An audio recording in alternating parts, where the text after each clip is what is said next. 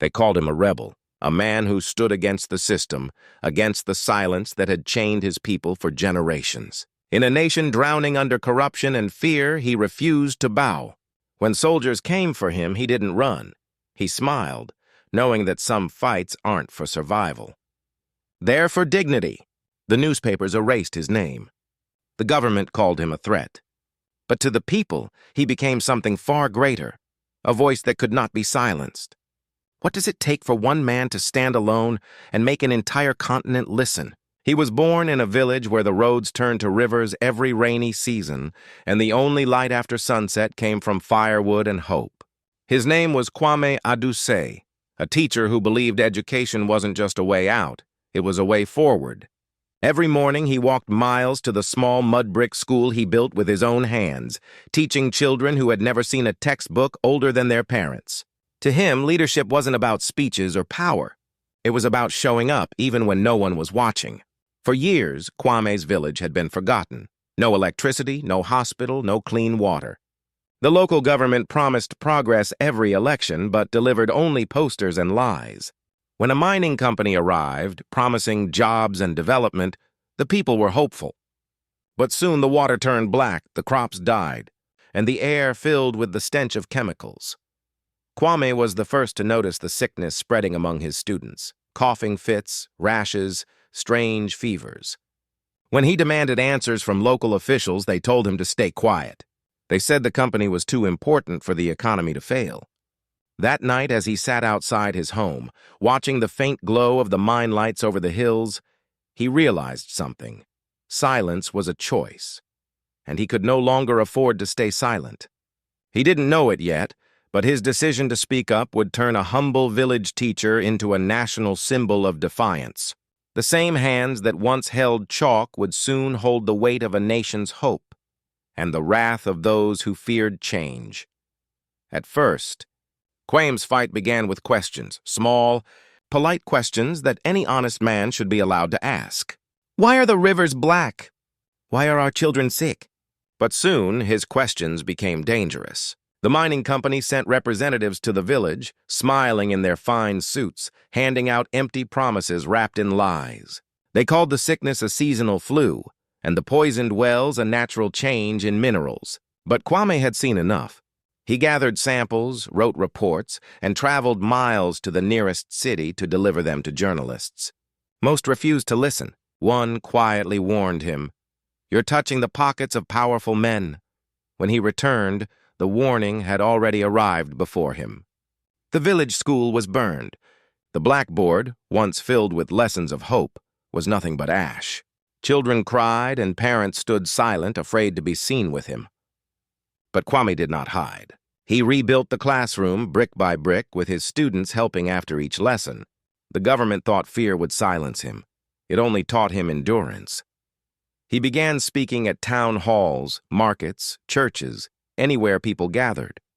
His words spread faster than the smoke from the mine's chimneys. He spoke of justice, of dignity, of how leadership meant protecting lives, not selling them. Soon, farmers from neighboring villages joined him. Then journalists began to arrive, filming his speeches under the hot African sun. A single teacher had become a movement, and that frightened those in power more than any weapon ever could. One night, soldiers arrived. They claimed they were there for routine inspection, but everyone knew why they came. They dragged Kwame from his home, blindfolded him, and drove him to the edge of the mine. Under the roar of machinery, a man in a suit told him, "You can still stop this, teacher. Take the money, leave the village. Forget this fight." For a moment, the world stood still. He looked at the dark pit before him, the toxic water glinting like oil under the floodlights. His people's suffering flashed in his mind, the coughing children, the burned school, the dying crops. He turned and said quietly, "If I stop now, then who will teach them to stand?" They left him beaten by the roadside that night, his blood mixing with dust. But news of his arrest spread faster than they expected. Within days, students, farmers, and even city workers began marching in his name. Hashtags trended. Songs were written. The government tried to bury his voice, but it echoed louder than ever, through every village, every screen, every restless heart. And as the movement grew, the men who once mocked him began to fear him. They realized too late that when a single man refuses to kneel, an entire nation begins to rise. The night before the march, the air in the village felt heavier than usual, a silence that hummed with fear and defiance. Thousands were planning to walk with Kwame to the capital, carrying nothing but placards and faith. The government had banned all gatherings, warning that anyone who disturbs the peace would face consequences. But the people had already decided peace without justice was just another form of silence. At dawn, they began walking. Barefoot mothers, coughing children, farmers with dust-stained hands, all following the teacher who once taught them the power of words. By midday, the road was filled with faces that refused to disappear. The chants echoed through the valleys, louder than the trucks that tried to block their path. Soldiers formed barricades at the edge of the city, their rifles pointed at unarmed civilians. The smell of tear gas hung in the air before the first canister was even fired. Kwame stepped forward. His clothes were soaked with sweat, his voice hoarse, but his eyes, they burned with something unbreakable. "If you shoot," he said, "then the world will know what justice means here." For a heartbeat, the soldiers hesitated. Then chaos exploded. Screams, smoke, running feet, and gunfire cutting through the morning. The crowd scattered, but Kwame didn't run. He stood in the middle of the road, clutching a torn flag, refusing to move even as bullets tore through the dust around him. When the smoke cleared, he was gone. Some said he was taken. Others swore they saw him fall. But his disappearance didn't end the fight. It ignited it. The march became a movement. The photos of that day spread across borders. The image of a lone teacher standing before guns became a symbol of courage that no regime could erase.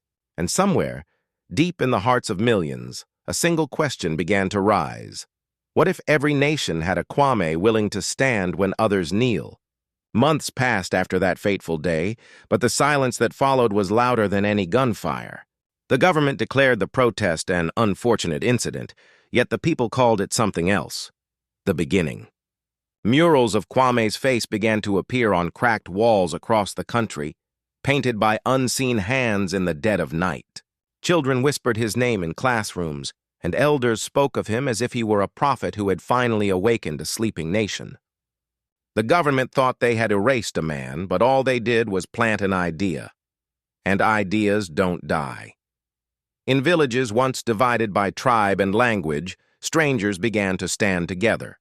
Farmers refused to sell land to the same corporations that poisoned their rivers. Students organized debates about justice and unity. And in the capital, a new wave of young leaders rose, inspired not by power, but by purpose. They didn't carry guns or titles. They carried truth. Years later, when the mining company was finally expelled and the new government announced reforms, no one could deny who had started the fire of change. They spoke of him not as a martyr, but as a mirror, a reflection of what courage could look like when one man decided enough was enough. Kwame's school was rebuilt, not as a place for children alone, but as a center for civic leadership, training young Africans to lead with integrity, empathy, and strength. His name became a verb. To Kwame meant to rise, to resist, to rebuild.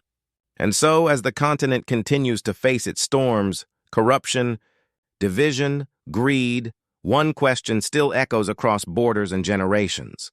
If one teacher could awaken a nation, what could we all do together?